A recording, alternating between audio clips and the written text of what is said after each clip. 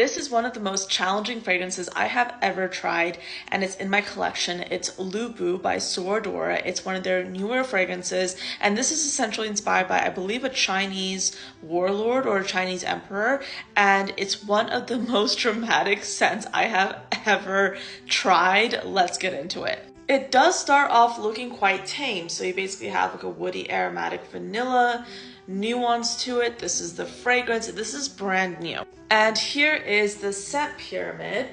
And as you can see, I don't think I'm allowed to say a few of these things on the internet, but this is what it's supposed to smell like. But of course, I'm here to tell you what it actually smells like. And I will say, this is one of those fragrances that I really needed to give it a chance to settle, because when it first came in the mail, I tried it and I was hit with this kind of like sickly sweet vanilla, but it was also very metallic. It just wasn't coming together in a way that made sense.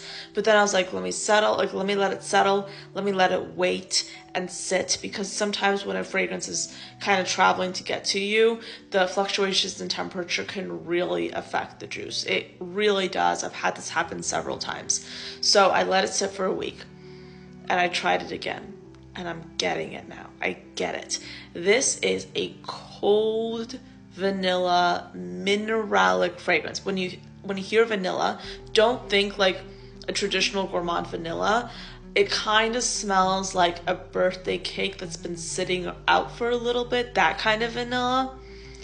But it also has this metallic mineralic nuance to it that has to do with the red stuff.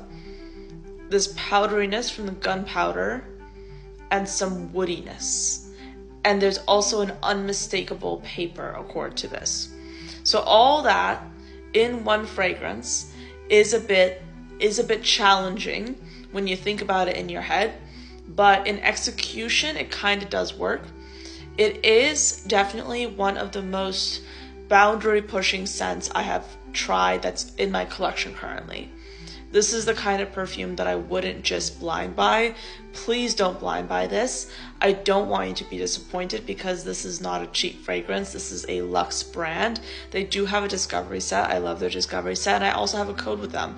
It's Anya 10 if you want to get some money off of the discovery set, and you can also get some money off of their fragrances. But this is definitely a very creative scent. This is honestly going to be for those of you who are collectors, who genuinely want a scent that smells different. Is the